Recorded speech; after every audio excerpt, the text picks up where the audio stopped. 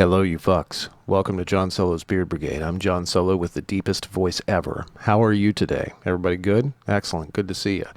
Hi. Welcome to the show. It's Monday. I just figured this out a few minutes ago that it's Monday. It's the big show. It's Monday. I look forward to this every day. But I gotta tell you guys a quick story, okay? Then we're gonna get into this. The house cleaning first. Today we are working on. Well, actually, we're not working on shit today. I'm actually taking today off, but we're gonna be working on Antagonist, Dads of Stillwater, Book One by Anna Ashley.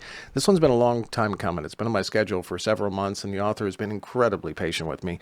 Then the author jet set it across the world for a month too, but that's a whole other story. But that's what we're starting tomorrow, and then later on this week, I believe we're gonna be working on the second book in the Dragon Horde series. This is one that's been much anticipated by the lovely little Julia Talbot. And this has been a fan favorite that's come up over the course of, I think we worked on the first one 6 or 8 months ago, something like that. It's a dragon book. Need I say more? But so two things have happened. I'm going to get my guest on, I think, and then I'm going to explain this whole process. Why don't we just fucking do that? I'm going to shut up. Everybody knows what we do here. Hello, Mia. How the hell are you? Hello, John. I'm good. Do you care if I tell him the first one? No, do by all So, means go ahead. so we had a rough day today. Okay, my lovely wife Jody, and she doesn't mind me telling this story. An ex-boyfriend of hers from back in the high school, early college days passed away, and it was a fucking rough day. This is one of those things where she doesn't really hang with that crowd anymore, and hasn't. We've been together for 25 years.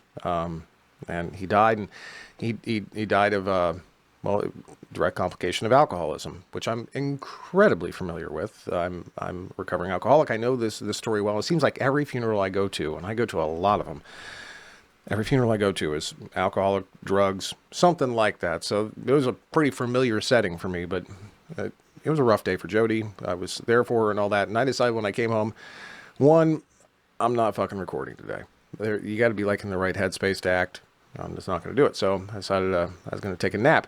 And two, I had already prepped my show about a week in advance because I had gigs all weekend long. So I get up here. I was like, well, let's do this in the control room tonight. I'm not setting up in the booth. That'll take a little while. I sat down. I don't even fucking know who my guest is. Classic John Solo. Now, you have to understand the setup too up here. It's different than in the booth. I can't actually see the guest's face when I first pull them up. The guest gets on 10 or 15 minutes beforehand. And I had actually messaged this guest too, by the way. Messaged on Facebook Messenger. Not even fucking recognizing the name. So I sat down and I do my normal spiel. Everybody's heard this, been on the show. They say, I say, hey, are you familiar with the show? Have you seen this before? Just not clicking. Yes, I fucking know Mia. So there's my first douchebaggery of the day. I'm such a big deal that I don't remember the fucking friend that I've had on the show before. That's my first big deal. Mia says, yeah, I've been on the show before, dick. She didn't say one of those things. I'll let you guess which one. I did it. Yeah. So first, have you ever had one of those instances happen to you, Mia? Have you ever yeah. Often. Yeah, actually. One of Often. my best friends came up to me at Target. I was besties with this girl for years in high school. And she came up to me in Target and I just stared at her. And I had no recollection of who this person was. And she just looked at me and she's like, it's Michelle. And this girl had changed visually so much since high school that I did not recognize the girl and I felt like a total jerk. Did you play along with it for a while too? Did you play? I tried. I was like, "Hey," the "Hey, who are you?" Nothing about her was familiar to me, and this had only been a couple of years after high school. It wasn't now where I've been out of high school for an eternity. 5, 6 years. Yeah, so that was embarrassing, and she was embarrassed, and it was awkward. Well, So, yeah. I've been this today was awkward at this funeral as well because I don't know any of this crowd, and Jody mm, has not seen any of these people for 25 years, that sort of thing. So she yeah, also, Jody looks amazing, and she looks better than she did in high school in a lot of ways. So she's done a lot of things physically. She's lost some weight. It's on and on and on. So I yeah, get the impression that a couple of them also maybe had an issue there where they didn't. It was like that today. yeah. Didn't immediately recognize her. The the second thing that I've done in the last couple of weeks, I told you there were two, that is like douchery. I had this line a couple weeks ago on the show here, and some people were here, some people weren't, where there's this growth stage. Maybe you can help me with. Sorry, it's a motorcycle in the fucking background. There's this growth stage that I've gone through, but it has less to do with growth in my career and more to do with growth as a person. Now, my career is Mhm. just skyrocketed in the last few years. You know how it is. And I know you know how that is, where just suddenly you're Yeah. like, I'm a big deal. The thing that's one of my running jokes. I always say, John Solo, I'm kind of a big deal, and that's just a fucking joke. I'm not a big deal. Yes. Yes. But I had this thing happen where, with social media, the very thing that we're on right now, we're streaming live to Facebook, right? And in the beginning of me starting to get onto social media about 4 years ago, somewhere in there, I was on social media all the fucking time. Yeah. Like 4 hours a day, 5 hours a day. I would, every break, I had Yeah. Facebook up and I was scrolling and I would respond to all these messages and talk to all of these people. And that's how I've made all these friends that I have currently. They came into my group. I would chat with them into the night. Mhm. And 15, 20 message threads going on at once. I would jump in on other people's groups and make John Solo-esque comments and all this fun shit. And that's all I did for a long time. Turns out you can't be very productive while you do that, right? So Right. it gets in the way. It So is. Yeah. at some point, I kind of backed off of that, and I relate this sometimes in the group that I'm just not on here as much anymore. I just can't be. A couple weeks ago, talking to a guest, I actually asked this question. Do you ever reach this point in your career where you just can't respond to messages anymore? You're such a, and I implied like you're so big now that you can't. It's just, it's bugged me for 2 weeks now. I just couldn't. It's such a douchey thing to fucking say and do, and I didn't mean it that way, but it's not that. And I actually went and started to construct a post to apologize about that. Nobody said shit to me. It's all in my head, but yeah. Have you gone through those growth spurts though with your career where you can't, you don't, that, have you gone through that where you can't really connect like you used to? Have you hit that point?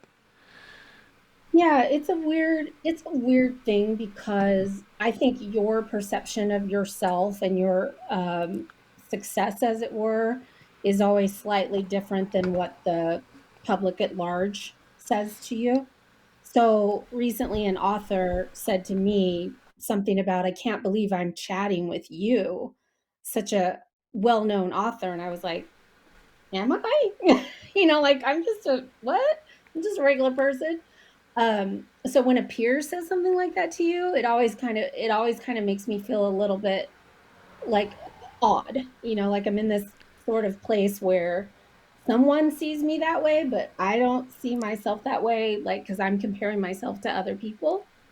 But I would say that definitely the social media connection has changed because you find that if you answer every DM, if you respond to every post, like you said, you can't get your actual work done. So sometimes I go days without commenting or reacting in my reader group, and I know that they know me well enough now to know that I'm not ignoring them. I'm working on the next book for them. Mm, And so when I do show up, that they know that, oh, she's got an update, she's almost done with the book, or she's taking a break or something, because I do go into, I call it the zone, where I don't have time to play around on social media or anything. And sometimes I feel bad still because I feel like they took the time to comment or to post or something, and so I try to at least give a reaction or something like that, but it might be a few days delayed, or yeah, I just you have to put the work first sometimes. The Thanks, Tracy.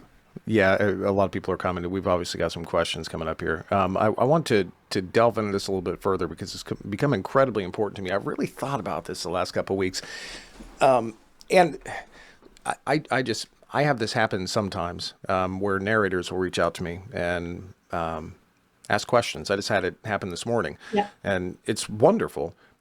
I Yep. was I was and still am that same person that does that same thing where I reach out to narrators that I look up to. Yep. I wasn't able to do that in the beginning of my career because I thought, one, I was unworthy. Like, they're up Mhm. here, I'm down Yep. here. Why would they ever want to talk to me? Yep. And two, I always thought, well, they've got to be so busy. Like, they don't have time to do that sort of thing. Yep. Me now, I went to my first GRL like 4 years ago, and I met Greg Tremblay. And I've told this story 100 Mhm. times. I'm not going to go into it too much, but he's a guy that I really look up to. And he was just cool as fuck, chill, and let me ask all sorts of questions. And it was just absolutely wonderful. So I, in my position now, I don't have fans. I have friends. That's Yes. that's kind of the way I look at it, and I feel Yes. like I'm not able to treat it like that anymore, which is annoying as fuck to me. You know what I Yeah. mean? Where like people comment like Susan in there today. I feel like Susan is a friend. Several other people have commented in here. They're friends. It's a very strange position, I guess is what I'm saying. I'm not articulating it well enough because I literally just like woke up a half hour ago. Um, No, I get where you're going with it though, for it's sure. it's odd, man. Well, Yeah, I've never called. Go ahead. Were you going to ask no, no, something? no. I want to hear what you say, so I'm going to be quiet now, which is very difficult for me, but I'm going to do it. I have never called readers fans. I've always called them readers. Um, and if they say they're fans or they're fan girls or fanboys, whatever, that's their word choice. But I think it keeps the relationship. Um, I think it keeps me authentic. I'm not Beyonce, right? Like I don't have I'm just a regular gal trying to make her dreams come true and make a living. So for me, it's always been they are readers. What I've recently struggled with is exactly what you're talking about, the dynamic between your relationships with people and social media. So I have people that I call actual friends um, on Facebook, like friends. Like if we were in the same state, we would go get a coffee together. And okay, a voracious reader of Mia. I like that. That's It's really better good than reader. spelling too. I couldn't even do that. It is good spelling. She's probably good at that. But there are other people that I just consider friendly. And what I've had to learn the difference between is the word friend versus friendly, right? So I consider this now my workplace, and all these people on social media are my coworkers, whether they're peers or readers or what have you. So some of them are friends, and some of them are friendly coworkers. And because I see the reading relationship between authors as kind of it kind of goes both ways, right? Like the readers need the author to write the book, but the author needs the reader to read the damn thing to make a living and to keep going. So it's not really a hierarchical relationship for me. But I've just recently been working on that kind of stuff. And I'm not going to get into it too much because I don't like negativity, but there are times when people on social media can kind of overstep boundaries with you because you're friendly or because you're symbiotic. Thank you, Tracy. That is exactly the word I was looking for. Um, Sandy had it at the same time too. That's fucking hilarious. Look at that. Great minds. nice. Thank you. Um, I think that because we're so accessible via social media, that sometimes boundaries can get blurry. And so then the author's in kind of a yucky position, and I'm sure you can find yourself in that position too, where you kind of have to push on that boundary a little bit to get them to back off, but you also don't want to be a dick, right? Um, so I've just kind of committed internally to where my boundaries are, and if someone oversteps them, how I'm going to gracefully get out of that situation. So I'm real careful with who I accept as a friend now, friend on Facebook, and who I respond to in DMs and emails. But I would say I'm at a place where the majority of my voracious readers are very kind and respectful of me and my boundaries. Dude, you really just helped me. Thank you. That whole You're welcome. workplace, the workplace, I guess analogy would be the best way to put it, but it was absolutely on point and amazing. I never thought of it that way. Yeah. I have my solution to this whole problem a couple of years ago was to start streaming to Discord. I started this Mhm. actually in Facebook. I made a Facebook group. It was like it was like an inner circle secret group Yeah.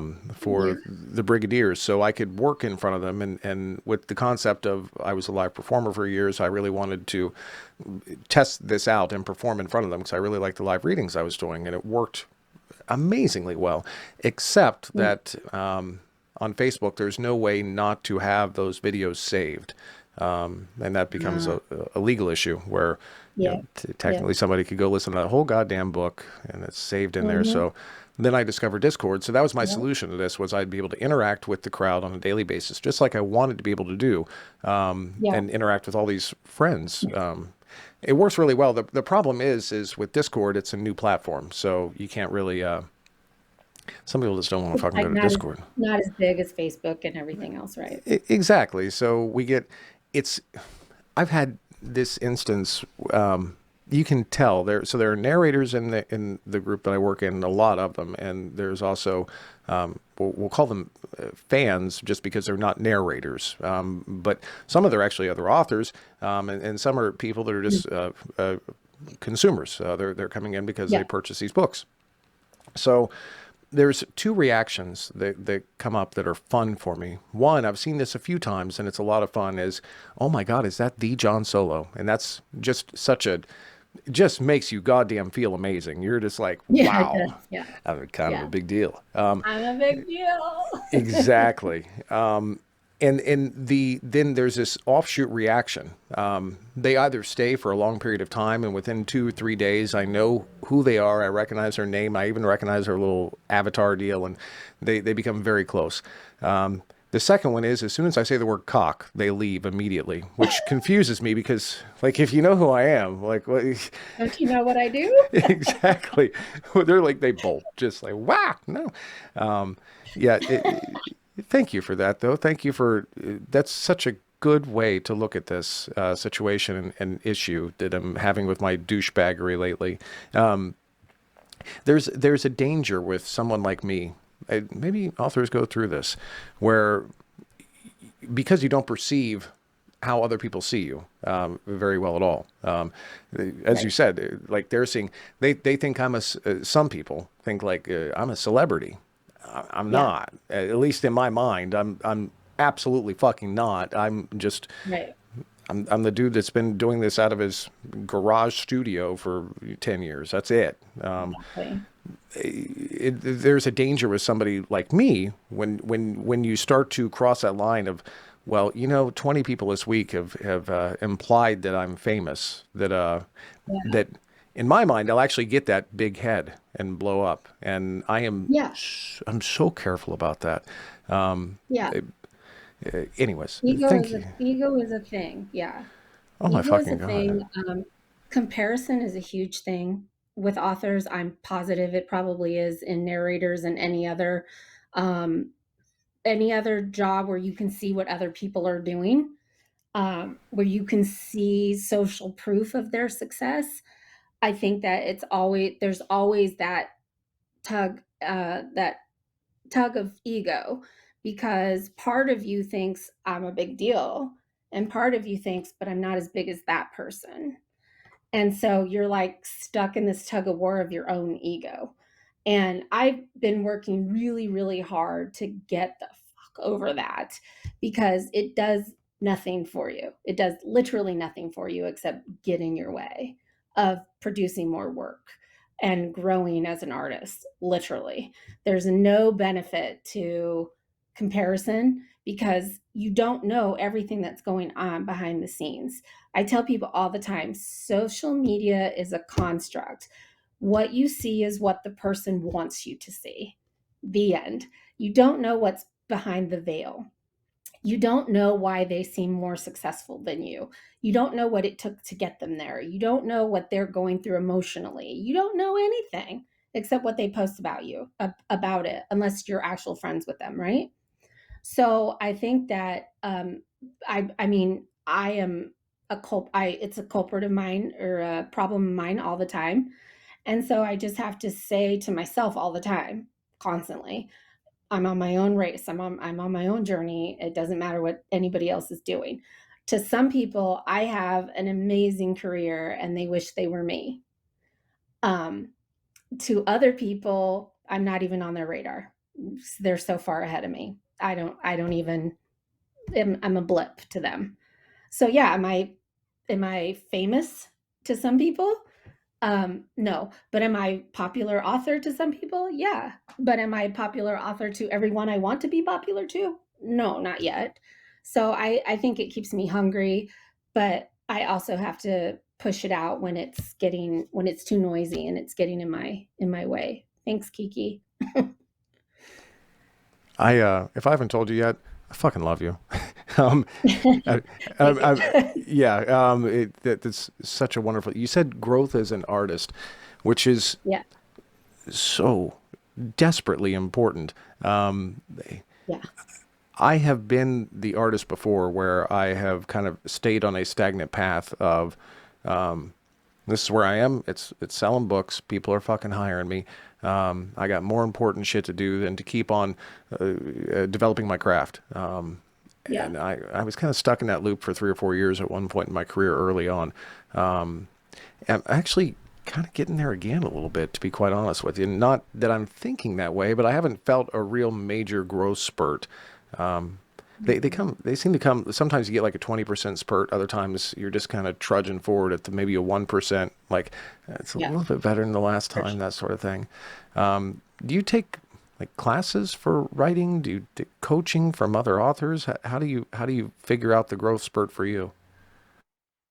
Yeah, so I have ADHD and I didn't know that until I was 51 freaking years old. And it explained a lot. And one of those things is that classes, I don't do well in classes. Um, my attention span and if it's stuff I've already known, I'm just checked out. And a lot of it is for people who um are kind of starting, it's baby authors. I have a degree in English writing, in English and creative writing. So I've kind of been through the whole, writing 101 kind of stuff. And it's not to say that I can't improve. I think every artist can improve it in some area. Maybe you've got one area really like you're really strong in, but other areas you're not. I could tell you all of mine. So what I do is I read my peers' work. That is my way of improving my craft. I read their books and I learn from them. I learn both ways. I learn things I don't like. I learn things I love. I learn areas where I'm weak. I learn areas where I'm strong. So I see it as twofold. I see it as market research because I need to know what my peers are doing that the readers are liking. But I also learn from their writing skills. So that's kind of been my way of doing it. Um, and then I've always been a person who is constantly trying to be better than I was. And so I will give myself challenges. Like I'm going to really work on for this book. I'm going to really work on world building or I'm really going to work on descriptors because I'm really shitty at descriptors. I just assume that you know what the room looks like or make it up. I don't care. But I'm not good at adding those atmospheric things in. So I've been really pushing myself. Now that I'm in PNR, world building and ambiance is more important than it is when you're writing contemporary, because people can imagine what something contemporary looks like because they've been there or they've seen it on TV or what have you. But in a make believe world, you have to do that yourself. So I'm really pushing myself in that area because I already know I'm good at dialogue and I already know I'm good at sex scenes, but I need to be better at descriptors and ambience. So I challenge, excuse me, I just bit my tongue. I challenge myself in that way. And I have a alpha reader who checks me if I'm pushing myself enough. That's how I That's get better. that's another awesome answer. Um, the narrator that reached out to me today. This is such a cool question, and I hadn't. I guess I've had it a few times before, but not very often. He asked me, "What's a good John Solo book?"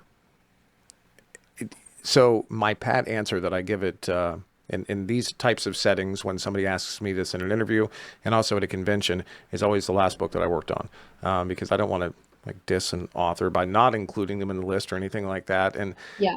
that's always it. But I really wanted to give this guy a good solid, like, I think he was trying to learn, and I was like, well, what Yeah. book am I proud of? And it took me a little bit to answer that question. But now that you're saying this, I have not listened to an audiobook from one of my peers that is genre related to. When I listen to an audiobook, most of the time it's nonfic. That's what I enjoy listening Yeah. to. I like to learn. Yeah. But Yeah. this would be truly a learning process. Now, Yeah. something I've gone through recently, and now that I think about it, maybe I have grown. It's just not as an artist. I've grown as a businessman over the course of the last 6 months to a year. Hmm. Yeah. Admin work, how to handle the projection of scheduling out work, that sort of thing. How to handle Yeah. money. I'm horrible with Yeah. money. Yes. Did you have any education on that side of it, of how to run the small business at the same time? No. Me neither. No. And, I was a full-time working person until last April. Um, so I was balancing my writing career along with a full-time corporate America job. And they handle everything for you when you're in corporate America. They pay your taxes, they pay your health insurance benefits, they do all the payroll, and all you do is get money deposited into your checking account every couple of weeks or what have you. And so I got burned a few times because I made enough money that the IRS was like, hey, you owe us some. But it was never enough at one time for me to even notice that I needed to pay taxes on it. That changed for me, fortunately, in 2020. Um, and my CPA was like, well, you're going to have to start paying quarterly taxes now. And I was like, what? What is quarterly taxes? Like, what are you talking about? Because I always made enough money at my job that it covered the majority of my taxes for me. So I never had to do anything quarterly. So yeah, the last year, from April last year, to present day, I've been learning a lot about the business side of it. So no, I didn't have any training on running my own business. And there's a lot of resources, but I am very what's the word? I'm very intent on where I get my information from. No, I don't like to get information about running a small business from someone who owns a restaurant, right? Because we don't do the same kind of work at all. They have inventory and sales and people and things they have to pay all the time, whereas I don't. I have expenses that go out every month and then income that comes in every month, but that's, the kind of the extent of it. So I look to other authors. I look to people who write this kind of, literature, books, or classes for people who are also writers. And that's helped me a lot. I'm still really bad at paying my taxes quarterly. I'm really behind already for 20, what year is this? 2022. And I'm like, what a year is it? But I'm going to catch up before December. And my CPA has kind of taught me a new way to do it. So once I catch up, I think my new way of doing it will be more helpful. But yeah, you have to, you, I think that's one of the hardest things about writing and any self employed business, really, especially creative ones, When you're creative, you want to what? Create, right? You want to record audiobooks. I want to write a book. Somebody else wants to paint or make a sculpture or make jewelry. We don't want to market. We don't want to do our books. We don't want to budget invoices. But guess what? You have to. So I think the hardest thing for most people is to figure out how to be a business while still being a creative person. It's That's hard. it's incredibly. I spend easily as much time right now running the business as I do in the booth, and probably I would say it's a 2 to 1 running the business versus booth time. Um, Well, you gotta outsource, baby. You gotta outsource. so we You made gotta this give some of the mistake. stuff away. Well, it's incredibly good advice, and you're absolutely correct. Um, we made a mistake years ago. So I'm an LLC, right? I'm an Yep. LLC. Um, but I filed it wrong Okay. because I did this myself. I did not get an attorney to do it or anything like that, which was Okay. stupid. There's number one mistake. So when I filed as a partnership because Jody and I we're fucking 50-50. We're partners, man. It's everything down the middle. We do everything together, which apparently puts you into filing taxes differently. Now you have to file the business taxes first, and then all of the profit after all the write-offs, then roll down to your personal taxes, and you file your personal taxes separately. I didn't know this. I'd been filing as a sole proprietorship for years and years and years, which is a Schedule C. I know how Mm, to do that. So yep. come to file the taxes the following year, and I geek the fuck out. I'm like, uh-oh, what do I do? Yeah. So, Yeah. being the good drunk that I am, I didn't do it. I was just like, oh, I'll put it off, and next year we'll figure this out. That's a There's a good way mistake. to do Yeah, yeah, it was it. Don't. fantastic. So this problem rolled down. This was 5.5 years ago, somewhere in there, and it rolled Mhm. down Mhm. to today.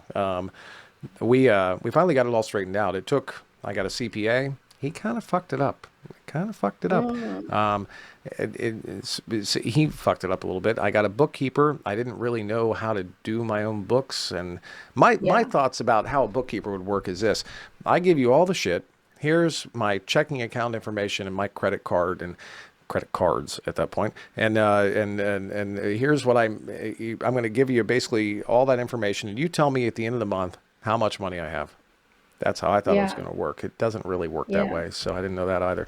Then when I finally got it straightened out, um, the amount of money that we are currently paying into the IRS, which they are, by the way, much easier to deal with than they used to be. It's actually not that bad. You can actually call them and talk to No, it's them. not that bad. Yeah. Yeah, it's not that bad I anymore. could buy a decked out Jeep for the amount of money that we owe them at this point.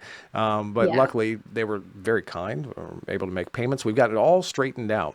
That Yeah. shit alone, when you dive into a problem like that, that's 40 or 50 hours worth of cleanup right there going on. It is. Yeah. And you still got to record audiobooks and shit. That's just one example of all Yeah. the admin stuff that goes into it. And by the way, everybody in the crowd today, thank you very much, because we're having like a different kind of talk to the beer day today. It's like how to run a business and how to not be an ass and all. It says, I know we've missed some questions here. So first, Mia, thank you. I love you. Thank you so much. You've been Of wonderful today, course. and you've actually helped me. I'm going to use a couple pieces of your answers here. Um, I'm trying to scroll back, and I don't see. Somebody had asked about and I'm sorry, I don't know your series because I'm not your narrator. It was a tattoos and something series. Tattoos Is and that? temptation. Yeah, somebody had asked a Hmm. question about that. Are you continuing that What's going to series? know? Am I what? Was it? Are you continuing that series? Is that the question? Facebook won't let me scroll back to that. Um, No, I can no. talk about tattoos and temptation, and maybe it'll just answer their question. Yeah, I'm sorry. I Um, can't scroll back that far. no, it's okay. I'm done with that series. What I did for recently is it's the 2 year anniversary of when the first book came out in that series. It came out in July 2020, and so I did a box set and I did some exclusive paperback covers. So those are all available either on Amazon or my website if you want them signed. If you're international, I can give you a quote or I can send you book plates. But the series is finished as far as I'm concerned. I say that with quotation marks because all authors reserve the right to continue a series if they want to. And the way this series works, they're interconnected friends, but each book is a standalone. So I could certainly continue it if I want to, but right now I don't have any of those characters beaten at the door. So the series is finished as far as I'm concerned. Yeah, it's that muse thing that we've talked about before, where The muse it, thing, yeah. yeah, All my muses are vampires right now, so which is that's fantastic, all I by the got. way. Somebody Yeah. earlier had complimented you on the vamps and how well you've done with it, and I'm sorry I missed that one as well. I was like all like Thank staring you you. straight in the eye, like Jesus Christ, she is speaking my truth today. Uh, I am I, far from Jesus Christ, though, I'm telling you. I guess I needed this though. It's that guilt Hey, factor. that Um, hell, the universe brings people together. they do. How do you meditate? Do you need to do anything like that? Like deep Yeah. prayer? Yeah. Not, Uh, yeah. So I don't think I've talked to you since I had a breakdown last year. But I had a breakdown last year. It was complete mental down, right? I'm leaning in because Um, I'm like, all right, this is me right here. Tell me more. yeah, it was actually really bad. I went on medical leave from my job for 3 months. I didn't get better during the 3 months. I was having daily panic attacks and just, I mean, bad situation. Um, and so my doctor told me that, I'd finally kind of reached the breaking point.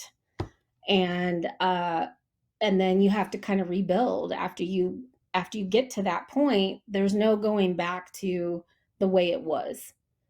If you do, you're going to end up back in the same place, but you have a very strong desire suddenly to start taking better care of your mental health. So yeah, I went to acupuncture because I heard that that was a good way to actually deal with anxiety. And I had tried everything else. I hate talk therapy. I hate talk therapy. Nothing against anybody who loves talk therapy or is a therapist. It's just never been something that I connected with. So I was looking for alternatives to that, which led me to acupuncture. And it was truly life changing, truly.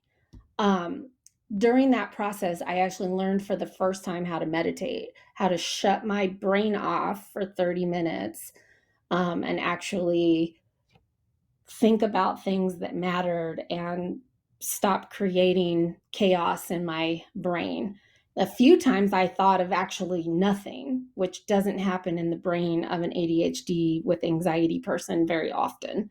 Literally thought of nothing, just listen to the music around me.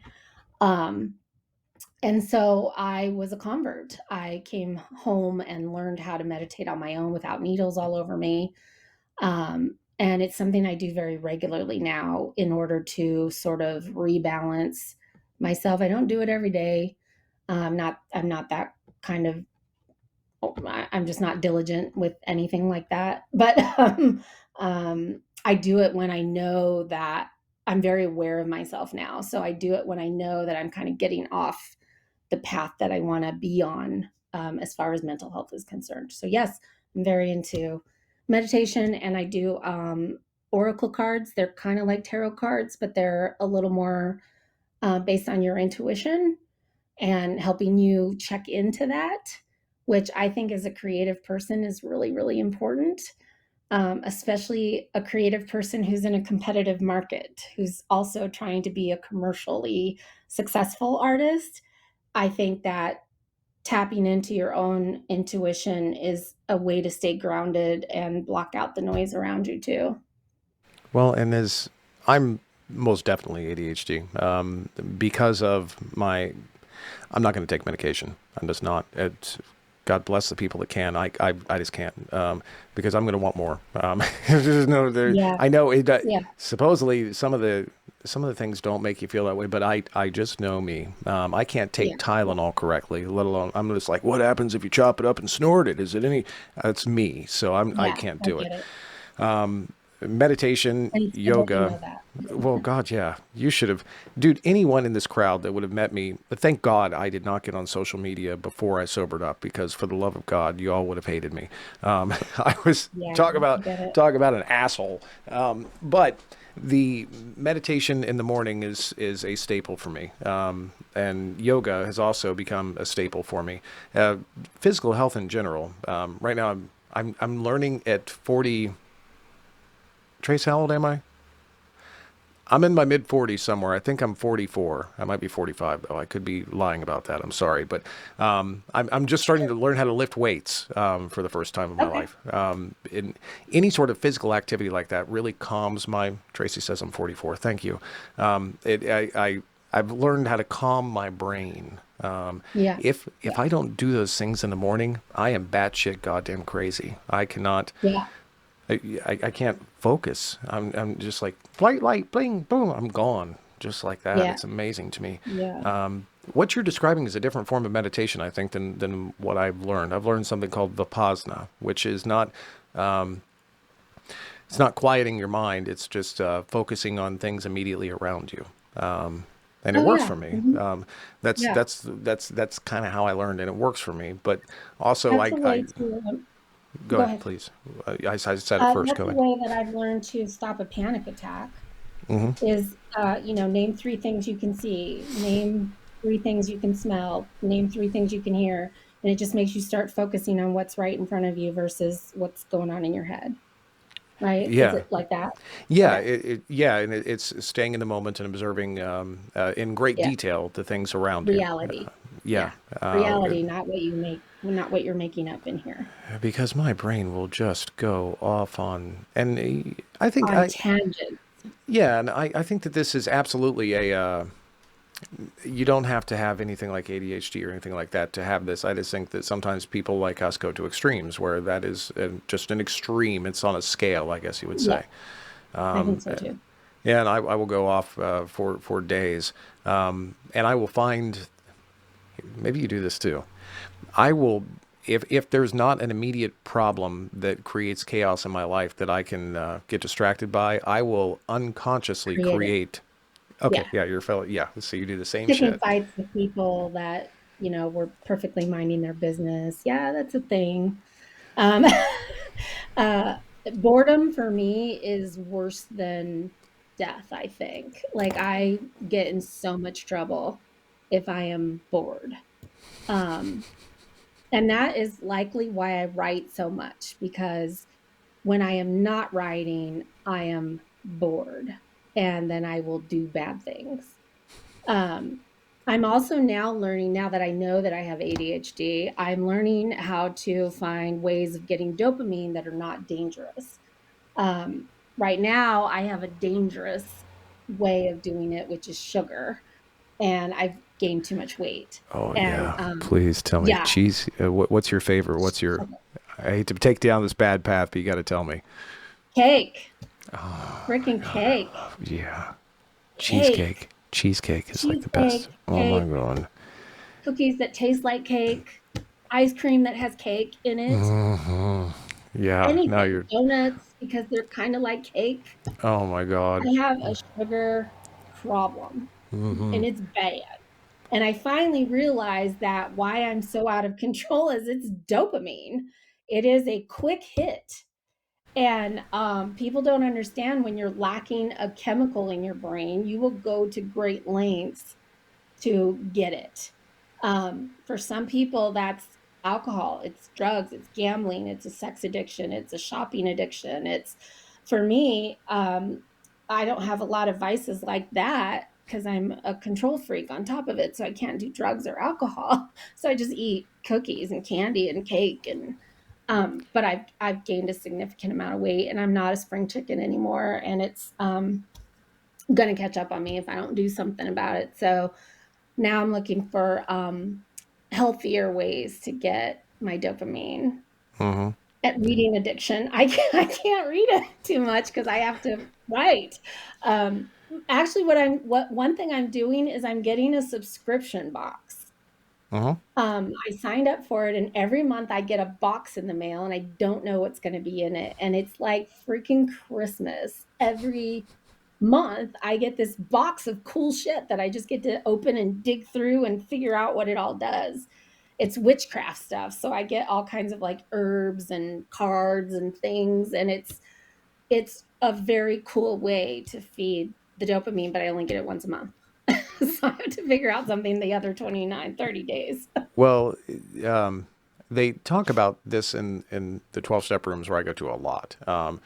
Because as you can imagine, alcoholics and addicts, we're all feeding off the same thing. You hit it You're all dead looking on. for the same stuff. Yeah. Exactly. So it's this, the ultimate goal of the 12 steps of people that work through that, the ultimate goal is to accept reality in life as it is and be okay with it, no matter Mhm. what it is. Yeah. And whether it be a great time, which is just as dangerous as a bad time, whatever it is, this is where you are right now, which is why the Vipassana meditation works really well for me in particular. But what I've found is there's 3 days of the week where you could fucking piss on my mother and I'd be all right. I just, well, it's the way it's supposed to fucking be today. Those are the days where on top of waking up, doing my meditation, my reading, I have a group of sponsees. It's a group of guys that I talk to every day and I text them. Um, I do a quick yoga session and then I go to my meeting. I do a meeting typically 4 to 5 days a week, which is Mhm. it's just wonderful for me. And then after that, I go work out. Now I was swimming, then I was jogging. Now I'm trying to lift weights. Trying be the operative word, but Yeah. on those days, by the end of that, by the time I get into the booth, it's typically 1 to 2 o'clock by the time I make it into the booth, and it doesn't fucking matter what's happening. It doesn't. Like, I'm good. I'm chill. You're I've so worked it out. happy. Yeah. Yeah, Yeah. for me, that physical activity. So, Jody and I, by the way, also have an extreme sugar addiction. When I sobered up, I lost, well, I was 260 pounds. Now I'm 175. So that's a Wow. substantial amount of weight over the course of the last 6 years. Yeah. And it went in spurts. I lost 20 initially, then I lost another 20.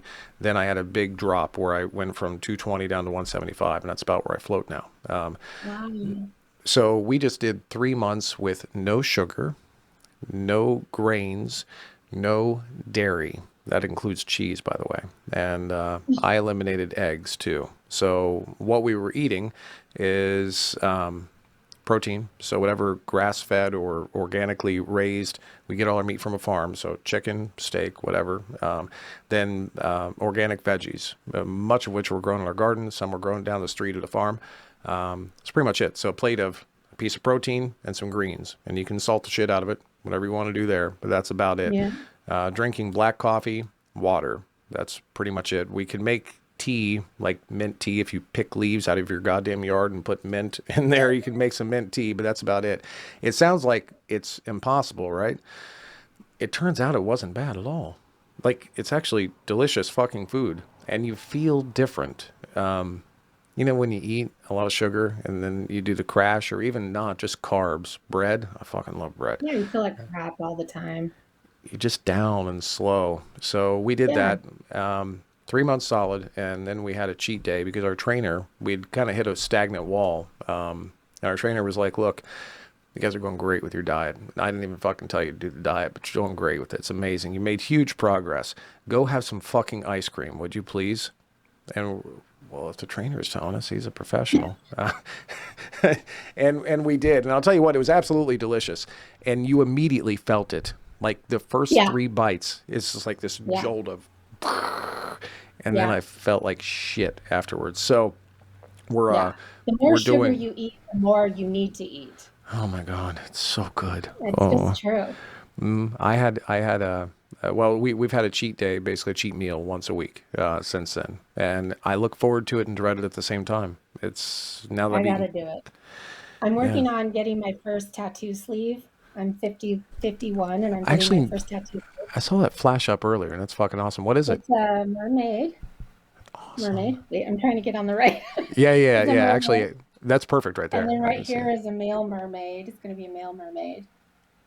And then I'm going to have some Greek goddesses and some space stuff going up here because it's all the things I love. So I'm trying to tone up my arms because I don't want to be showing off my beautiful tattoo on a flabby arm. So I'm working on that. Women get this. Women, and I didn't actually notice you. This, So, yeah, that right there. And it's very difficult to. Guys get get, rid of. well, guys get this right here, like that. You know what I mean? Yeah. That's where guys get it. It's like the troublesome area. I still, Yep. like, I cannot. My arms and my chest and shit are actually starting to look pretty good, but I cannot get rid of that part right there. And Jody's going through the same thing. Like, she's losing in other places, but that she's having a hard time with. It's But tough. yeah, the Oh tattoos look man. Yep. great, by the way. Thank you. I'm really excited to get more. You're welcome. I've gone Are over, you but I'm coming just to having a, GRL in October? yeah, yeah. Then you'll So, see it. You'll see the completed work by then. are you going to get anything? There's a couple people, the people at GRL that get their like a tattoo at GRL every year. Are you going to do that? We are. Yeah. Yeah, Me and Kylene or KM Newhold, yeah. we're besties and we're gonna get a bestie tattoo while we're down there. There seems like there's one other person too, and I cannot. But I'm not gonna tell you what it is yet. I can't remember the other person's name. There's another person. I don't think they're an author. They're but yeah. Anyways, I'm thinking of this person. Like the last couple of years, I've seen their tattoo as well, and it was way fucking cool. But I can't remember their name. I'm so sorry that I can't remember your name.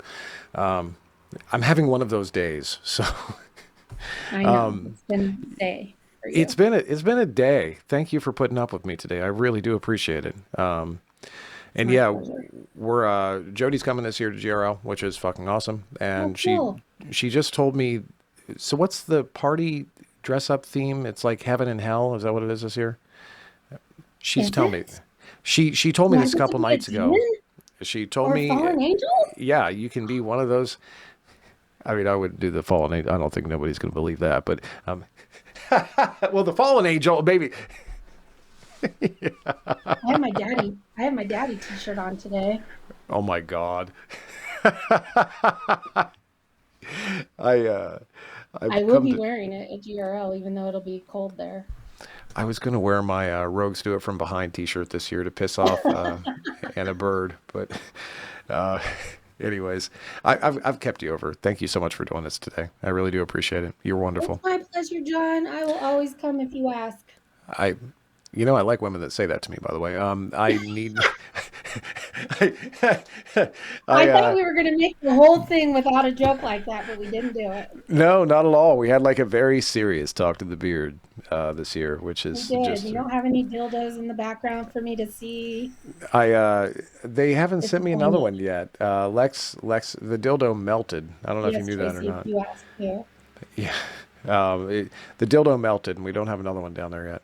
Oh, I know it was a soap dildo, is what it was. oh, it was. Oh, that's why it melted. I was like, "What Yeah. were you doing down there?" But you're Well, oh, it's all melted. it was during one of the sex scenes, and it was so hot. That's what it was. That's what you should tell people happened. You Exactly. melted it with your voice. I melted it. Seriously, maybe I should take a nap before every session because I got like the deep fucking voice thing going on right now. Little You Alyssa Gramling is do. going to flip out. But all right, everybody, thank you so much. And Mia, I said this to you before, but seriously, this time go back through the comments because I missed a couple in there in the beginning. I will. Yeah. I was like locked in on our therapy session here. Yeah, I will go back there for sure. I appreciate it. Thank Wave you to the for having camera. me. Yeah, thank you. See y'all later. Have fun. I'll be back in Discord tomorrow.